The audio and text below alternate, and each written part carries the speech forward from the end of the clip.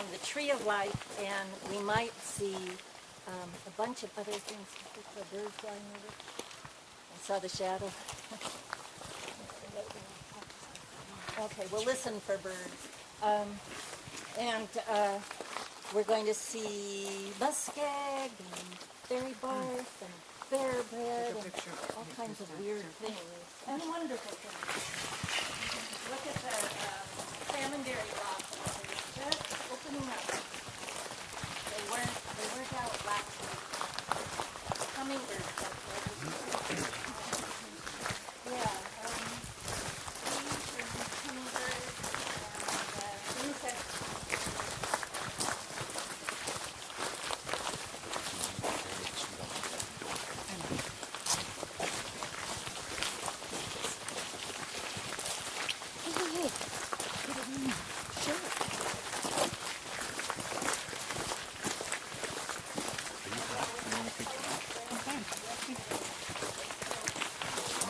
You want me to take this one? Watch the banana peel. Don't fall. Bananas and pajamas. This is a rainforest. This is a banana peel. That's the new grove.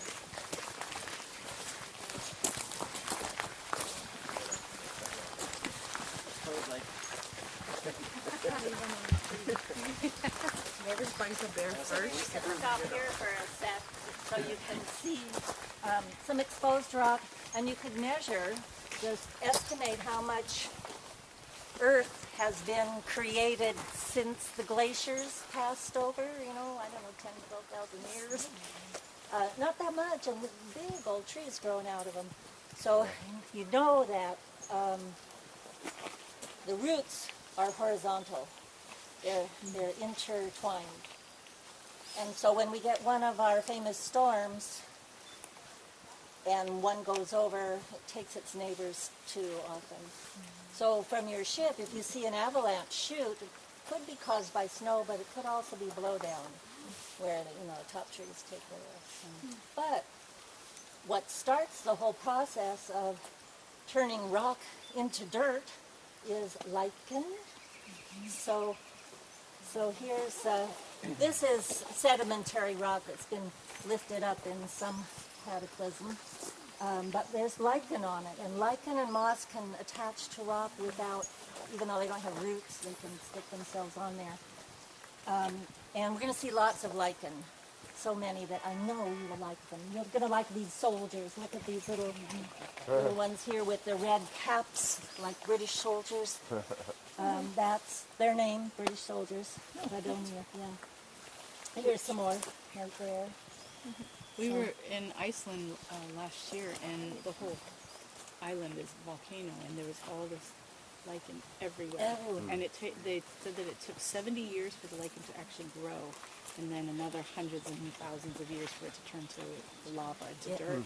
It takes a long time. But yeah, that crustose kind of lichen is the flat kind. Yes, it's all over everything, slowly making everything dirt. Yeah, it really is amazing. Yeah. So, and then you can see the moss helps gather any dust that's in the air, and we've got berry bushes and sorrel and all kinds of things growing out of it. Now we're coming to a different kind of area in a sense here, but this is such a good time of year because, when things do start growing, we kind of went from winter to summer in like a week and a half. And, by next week, maybe not that soon, but things will be so leafed out that you won't be able to see these details. Yeah, so like here you can see the fiddlehead fern, and you're going to see a lot of that along the trail. It's northern lady fern, and these little fiddleheads down here, like on the top of a violin, those ones are edible, but cook them first. Don't cook them. Yeah, they're not good for you if they aren't cooked. And the other reason I stopped here, besides the beautiful cove skunk cabbage, is this moss in the ditch. So we're looking at the moss in the ditch because When we get over to the muskeg, that's our next stop, is a bog, and that's what's underneath. And it could be layers and layers, like 40 feet deep in some places. So it's boggy, kind of swampy, and it can grow on top of itself. Creates a very acidic environment, so it's really a different area than the forest. And here we can see it because it just started. But it's mostly underneath. This has this here. Start looking like they it's more open. And that's our natural flatland.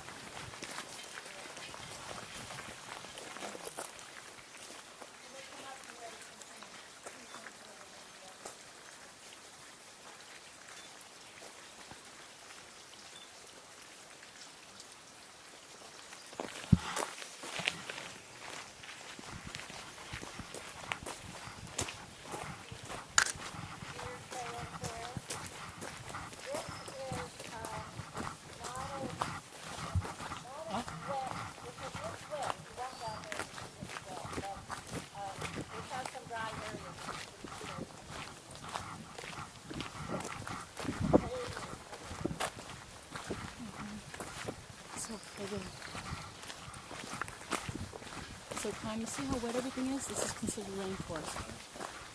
Even though we're not in the tropics. It's pretty.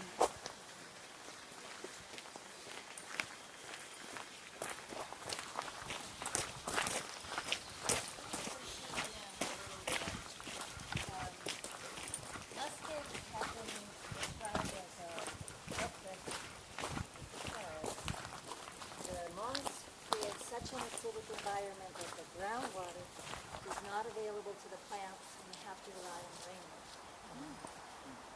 And so a lot of the trees could be stunted, they're much slower growing.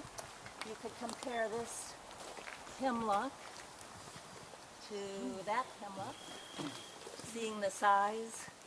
They could be the same age, depending on where they're growing.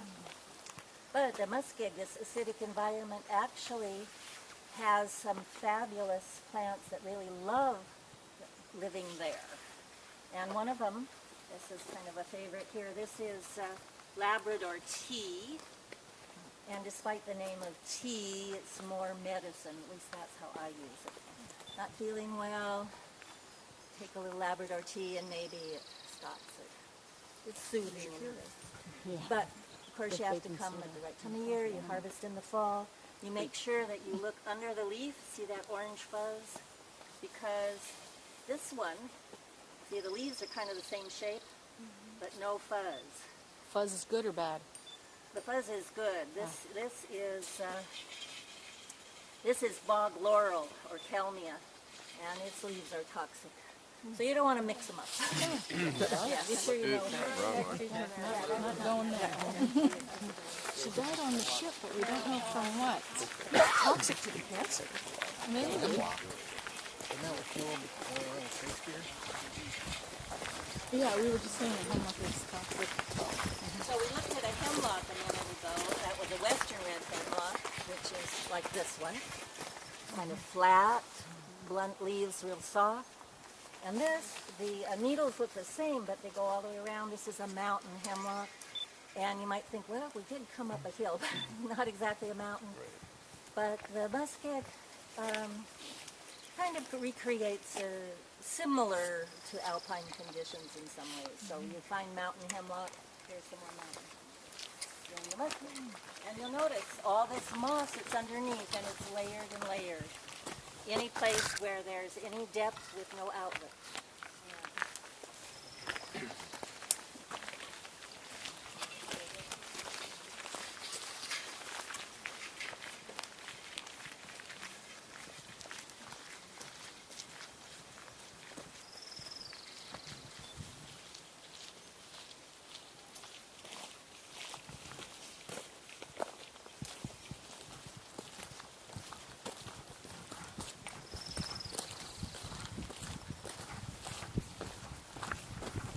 That's awesome.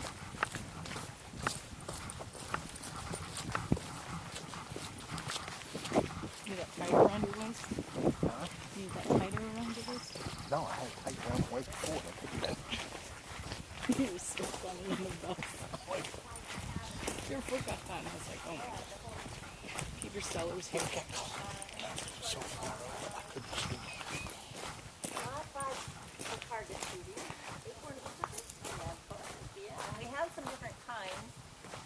We think that one is the red-breasted sapsucker, and they're drilling for insects and the sap under the bark. And a lot of times another bird will kind of hang back and kind of wait and see if there's any leftovers after all the work is done. And we're going to take a really quick detour down here, and we'll be able to see the nesting hole of the red-breasted sapsucker. Yeah, so you can imagine drilling even a little hole. These are like big holes that they drill with their head. And not only that, they only use them 1 year. Wow. Yeah, so, but we'll be able to see that down here. Away from your house. Let's go on down over there. I mean, We can continue. maybe somebody else was there. No. I know. Other birds. Yeah.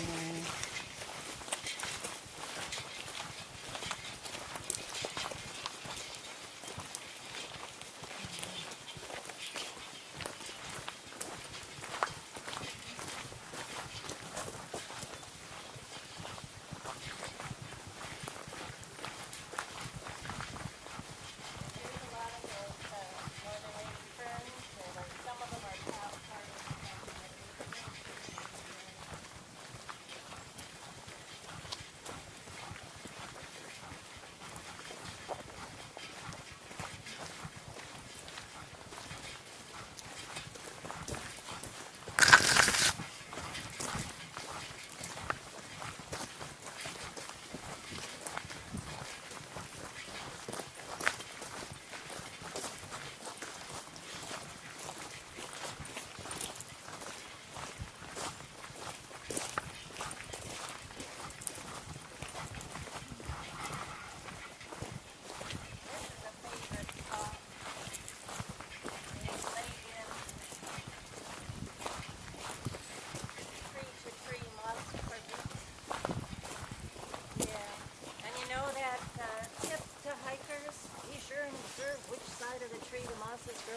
so you don't get lost.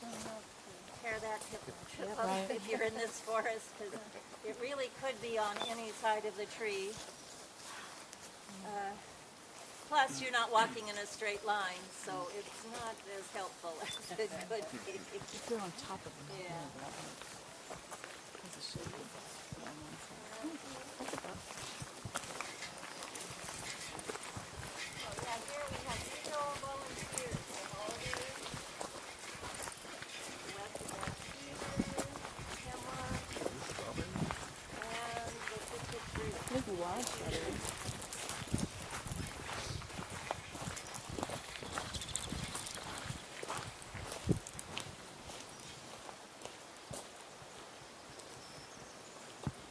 Okay, now starting about here, as you go down, it's kind of a third environment that I would call river environment. You've got more soil and you'll find some trees that are close and very tall and there's a little more new trees. But let's see, what do you I think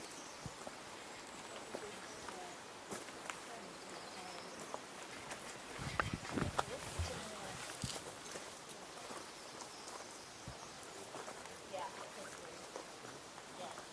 I like to look at the needles to make sure it's spruce, Sitka spruce.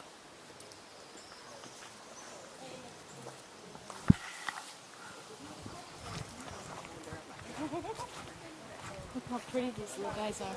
Here.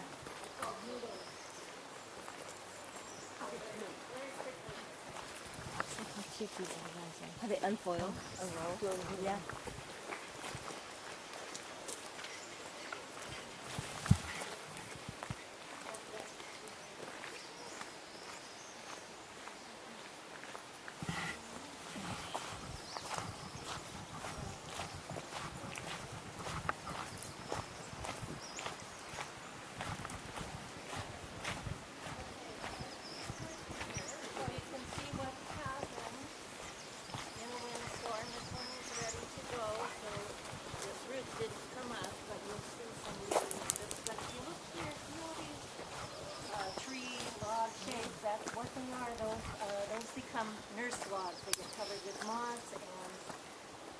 and berry bushes and ferns, everything starts growing on them. And eventually, after long enough time, the nurse log itself that's been providing the nutrients and everything, the tree roots have grown over that, and eventually that log disappears and you end up with a walking tree, all these legs. So we'll see some odd formations because of that.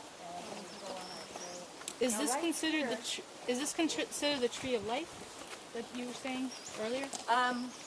Can't tell at Can't that tell. stage. Yeah, it's all just Yeah, random. it probably isn't. You know, the tree of life, the cedar, it's a long-lived tree, and it, from your ship, you know, when you look on the mountainside and you see these white snags, old dead trees, if that tree was a cedar tree and it's dead, it's possible that it's still standing like that after 100 years. Because its wood resists rot and decay. So, yeah, again, why it's the tree of life. Now, right here, It's all disintegrating. right through here, and measure mentally the size of the trunk of that tree, because you're going to see what we're putting it on. Maybe you can tell. That's a very small.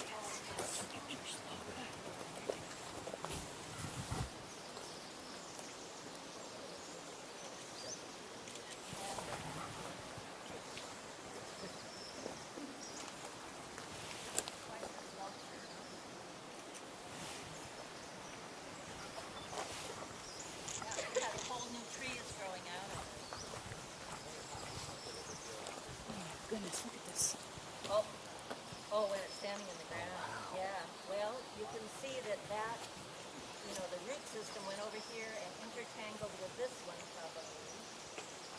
Yeah, and that's just the biggest roots. There are all these other little rootlets that have disappeared because it's all, everything's intertwined, you know.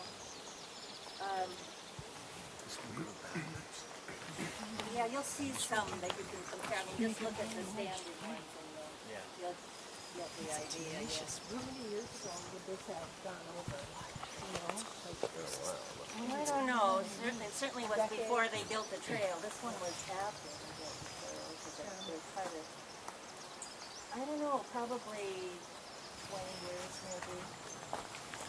Yeah, it starts, the regrowth happens pretty quickly. Yeah, that's, look at that, both of these trees. Yeah. They just split the red tree. And more of a, you know, they are really very beautiful. And we do call them stuffed cabbage, but they have another name that we don't use, that I read about, and some places they're called swamp lamb. I think that's quite lovely. Yeah. Yeah. You know what?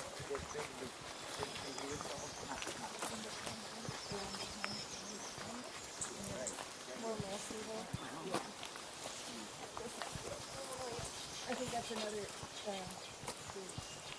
hard to see which is which, but I think that's his face too, I think.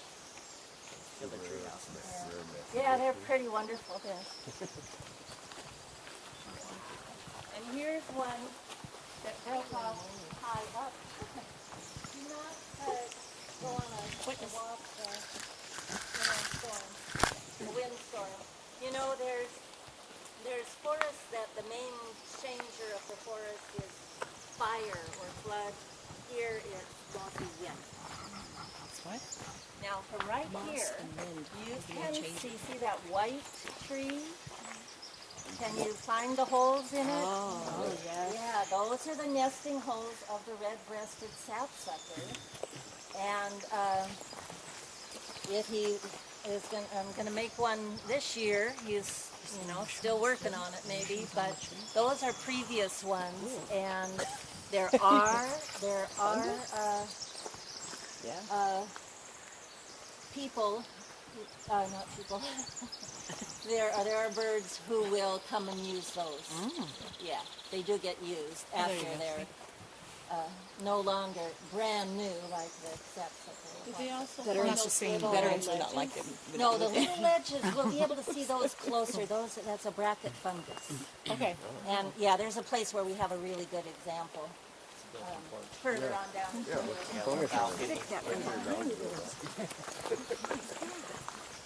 here's one of those odd root formations. Here the trail washed out when we had so much water one year. The creek went all the way over.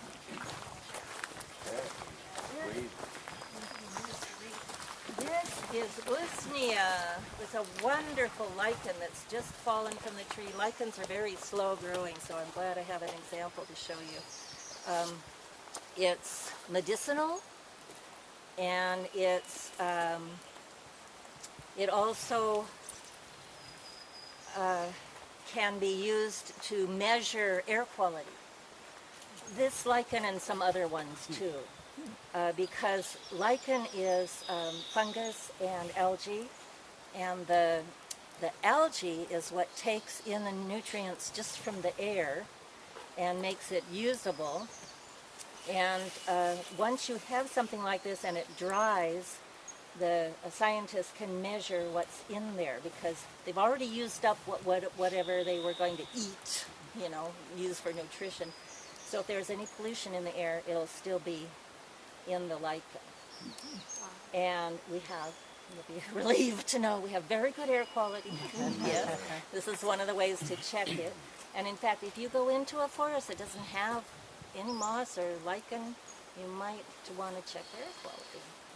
Because that is an indicator, just its very presence means. Yeah, so a lot of lichen. I like this shape too. Okay. We'll just look into eventually. The best places to show you these things, and then we'll march on. Right now, you can see all the way to the creek, and like I said before, it can leak up so much you won't see any of the water. And this, if you wanted to go there, you would have to be very careful because there's this plant that likes to grow in our water. And look at that stem carefully. What do you see? Can you see? Yes, little spines, little fish with those spines. Don't touch it. Yeah, those get in you, and you will be very unhappy. So it's Ophilonox horridus, and horridus because it's horrible because of those spines. So it's a plant that protects itself. But it also has medicinal properties. And if you know what you're doing, you can harvest the inner bark. And I think I'm going to hear another group coming, so I will tell you about that at another point, because I want to get us down to the... Did you say down to the gift shop? What'd you say?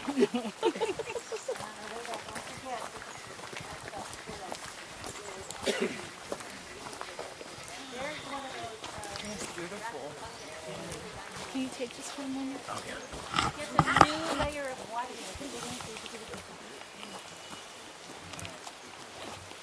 Ready?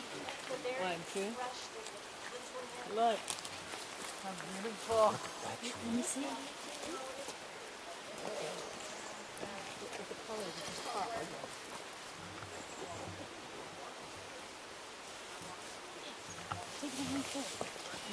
Go. Look how beautiful. Ready? 1, 2, and amazing. This thing's hurt. The cactus hurt. How do you know? Don't touch it.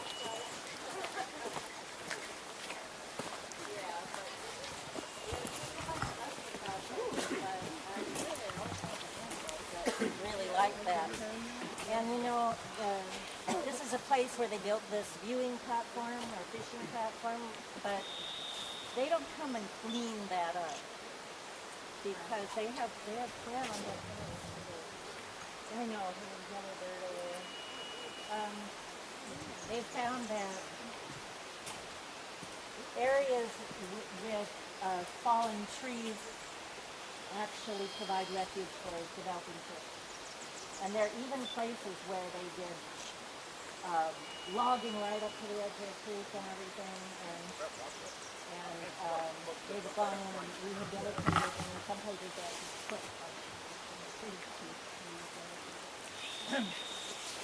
But here we have the trees right along the edge of the creek, like they're supposed to be, because it's really important to in this, because the two main enemies of returning fish are, and we're not counting bears, we're not counting people, warm water and low water.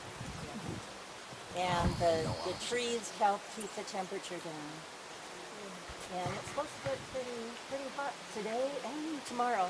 Hot means all the kids are begging their parents, like I used to do, it's 70 degrees, take us to the beach. Yeah, where the water is only 40. Yeah. So we'll see more of the creek. We can kind of wander that. And this is the only place where I can show you the very close.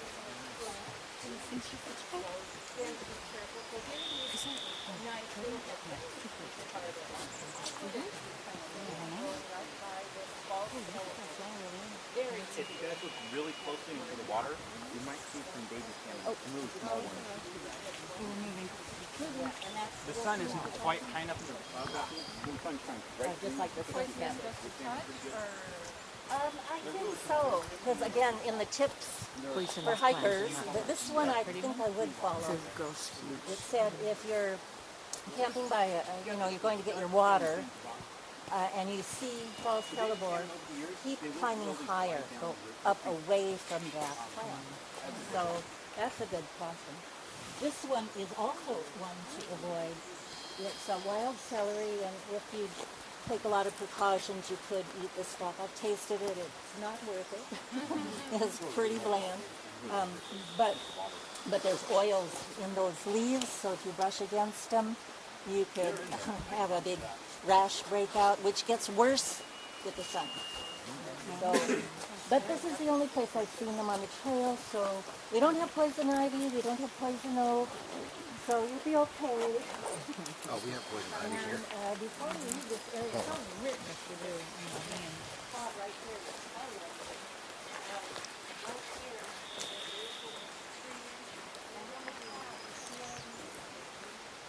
these homes in the past. Yeah. Well, squirrels like those. Let's see, I have my little squirrel toy in here somewhere. No, that's not it. Anyway, the kind of squirrels we have are red squirrels, and they're very territorial. They want a whole acre to themselves. Yeah. And they here we go. So they find these, they take these cones, and I had one trained last week. It ran up there and it had this in its little mouth, and it was pulling off each little scale because the bottom is edible. And when he's done, then squirrel cone looks like this, you know. So you see one of those, that's it's stripped. And then they hide things, and so interesting to me, they've done some experiments, because, they're hiding all these, food for later in the year, and they wanted to see, well, how much of it can they find again, and I was pretty impressed. They come up with about 40%. So when I don't know where my keys are, I just call my trained squirrel to come and find them for me. Yeah. And we also have flying squirrels, but they're nocturnal.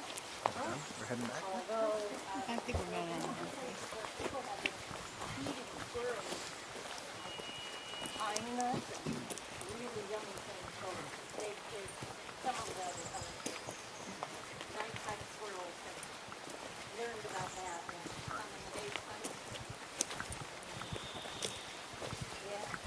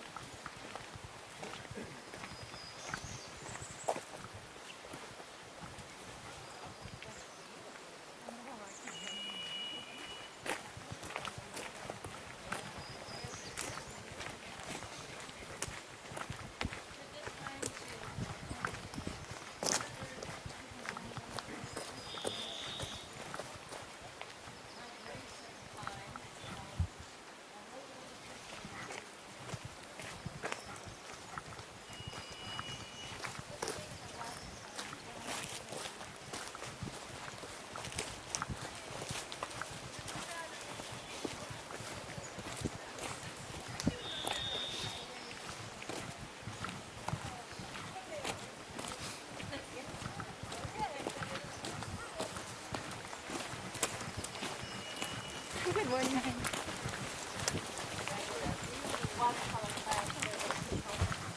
Is that included or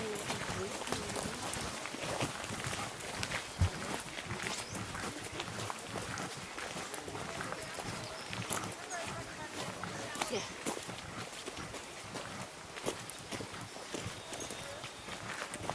Mhm. I just can't stop. If I stop, then I can't go again. I'm good. I will. I know you would. We'd die together. What? Oh, wait. We live together. Look at these little guys. Pull off, man. Yeah.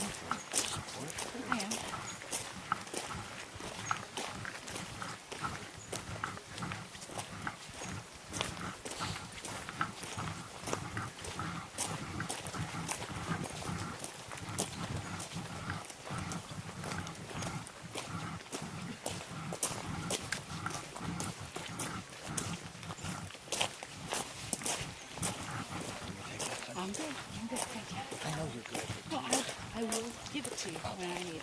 I promise you.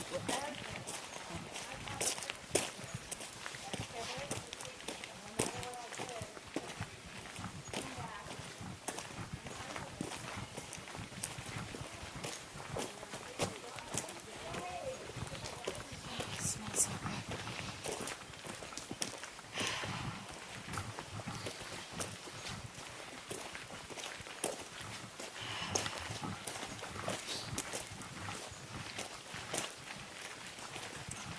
Where's your jacket? There's something.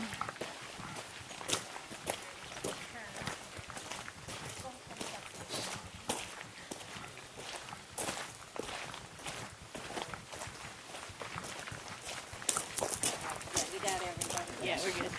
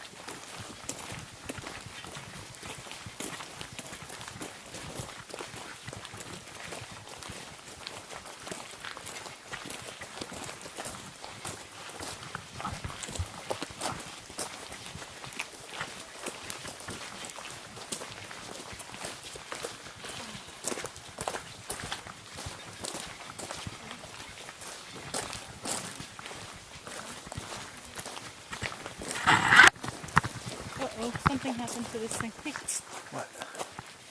Oh, what? I don't know, something went.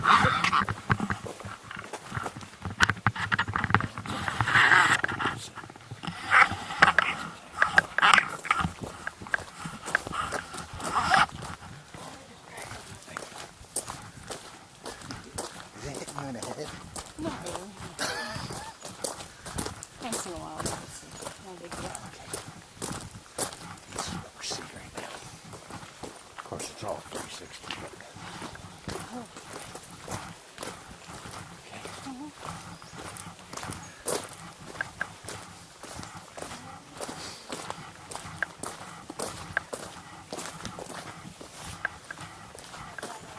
I can carry it out. We'll come back this way. We want to leave it here.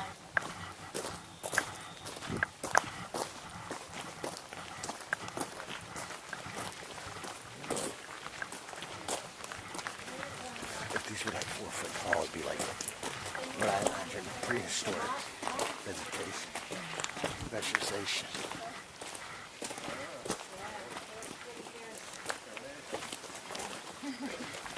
Looks like a caterpillar. Yeah. Yeah, it does. If you look through here, you'll see another cedar tree that was hard to kill for its bark down there.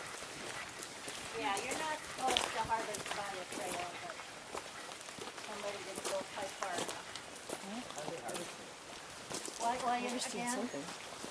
You have to be very respectful. You come at the right time of year when the sap is flowing. You make a little test strip and you cut along the bottom, and you only take a small amount, otherwise you'll kill the tree. So the one that you saw healed up, right? It's still alive. Okay, so you cut along the bottom, and then you do try to do it on a hillside like that, because then you back up. And you just walk up. And if it's at the right time of year, it comes off in a strip. And it's, let's say that took you 1 hour. Obviously, it's going to take way more than 1 hour, but let's say it took you 1 hour to get that one strip. Then you have 10 hours of prepping before you can do anything with it for that first hour. Yeah. So I'll show you in another spot a little bit more about the cedar. What was she talking about? Right there, see there's a strip off the side of it? Oh, okay, got it, got it. Took I see. bark. Bark, thank you. This is old growth forest. And old growth is the trees are all different ages. And so are all different kinds of things. In second growth, which is what happens after clear cut, everything that comes up is the same age. So clear cut was the logging method that was used here mostly. But this one was selected take back in the day before they were deployed.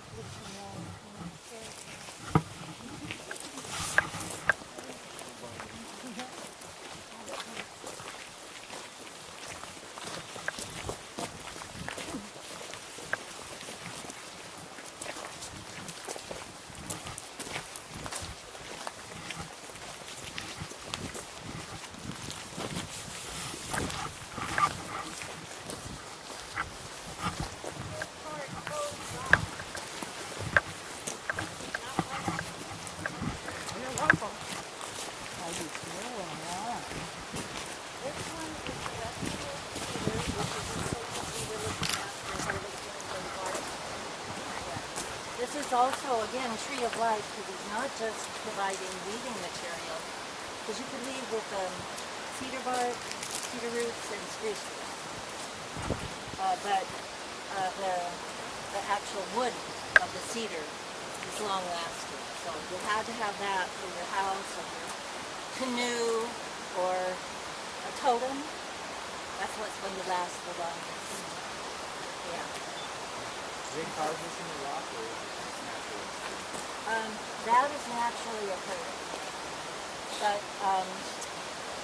if we had taken the other route, if we went through the residential area, there's a cliff there where you can see that they drill through and blast it away, so there's these half columns. Actually, I think you can see that on this bit. So when it's man-made, you can really tell. Yeah. Yeah, I'm glad you're asking me questions. I definitely. Yeah, look how pretty it is.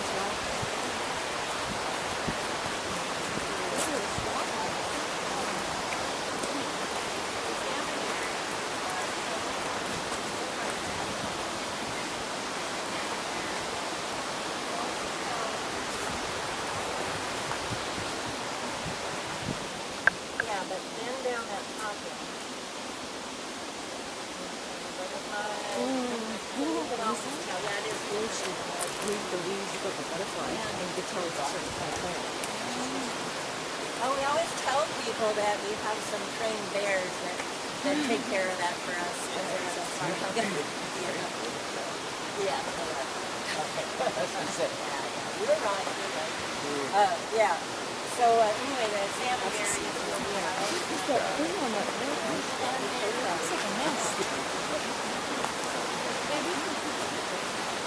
What's on that branch way up there on the snow? It looks like a net, huh?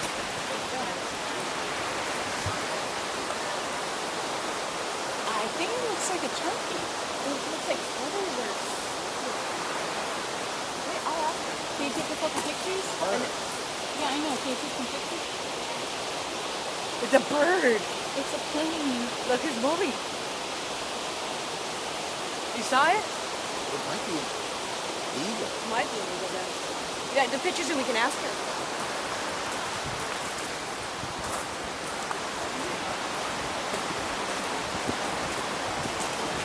It's a bird. It's a bird. It's a plane noise of it.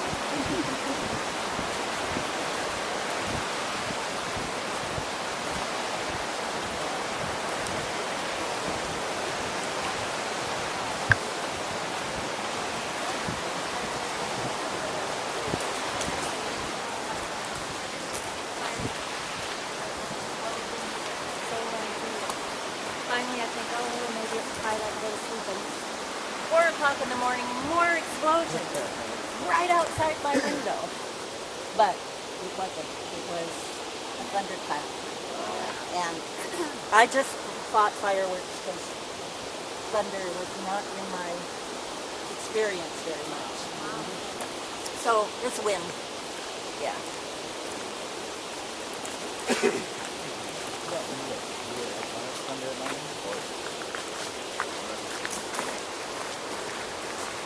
Odd looking. It's looks like it's nesting. You think it's feathers or nest are usually a more secure location.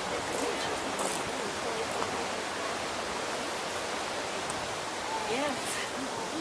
And then here, this lichen, instead of growing on rock, it's growing on old wood and helping it to decompose. That's really its main function, other than amusing us with its name. This is the fairy bark. The fairy bark, yeah. There it is. It's kind of beautiful, actually. Pale green and little peachy fruiting bodies. So it's a lichen.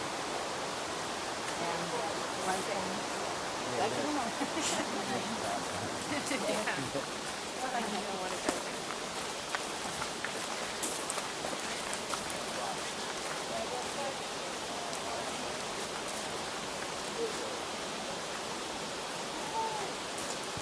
Come on, Con.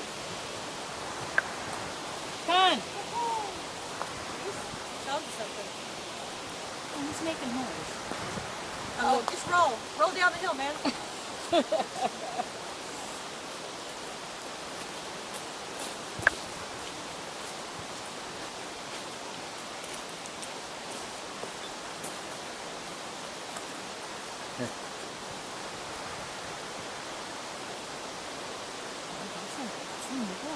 That's an eagle.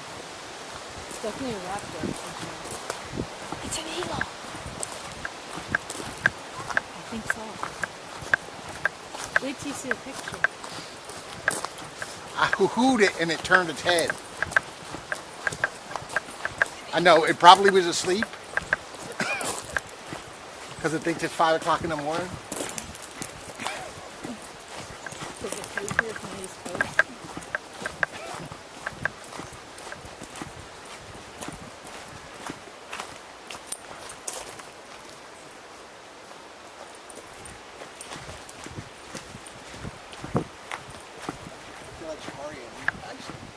Yeah. Everybody's way ahead.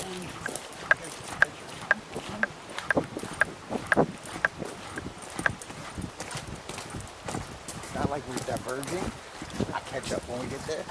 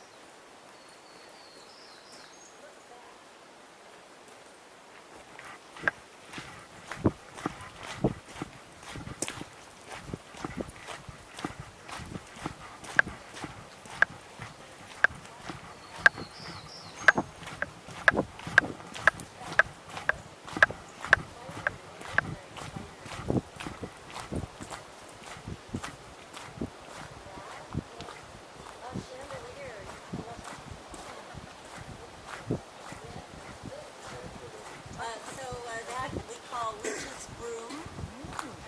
And that's the biggest one I've ever seen. But actually, if you look out towards the creek, you see more of them in all of these hemlocks. It's just not the shapes. Yeah, they Which is really attack the hemlocks first anyway. And it's caused by an airborne parasite that's a type of mistletoe. Yeah, and it somehow blocks the growth tip, and then, or the growth bud, or whatever it is, and the tree multi-branches in response. So it actually causes the tree to Yes, it causes that. Yeah. So airborne doesn't do anything to keep No. No, and it also means that we really can't control it, because it's just in the air whenever there's more. I don't know, mistletoe.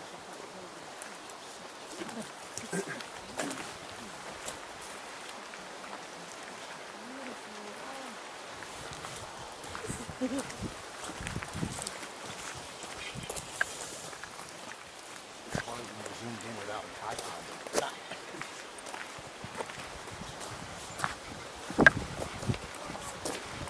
Oh my gosh, what is it?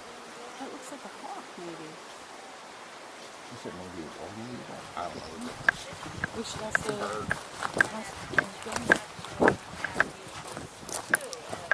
Mostly to stick things together and maybe chew his gum or something like that. But we have medicinal uses as well. And then here, yes, I like the name black death for this. This black, it looks like it's a burn, but actually it's a fungus that's growing on the side. trying to kill itself. Maybe. I think this one isn't going to make this a fungi. But it may stand there for quite a while. And then down here we have the grandfather feeder. What is it called? Random note. Oh, yeah. Random notes, random notes.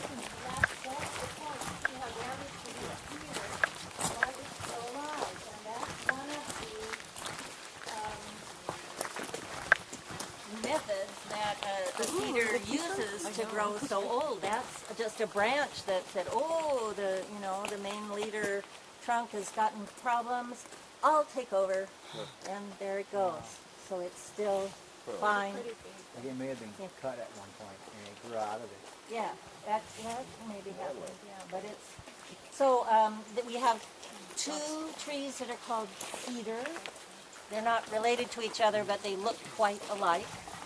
Hello. Hi. Yeah. And yeah, people love to use this trail. You recognize the red cedar by its J-shaped swooping branches, and by the way the needles are arranged, we'll see that a little closer. So that's the red cedar, and we also have yellow cedar. Oh, I was going to show you a little bit more about the weaving. When you harvest your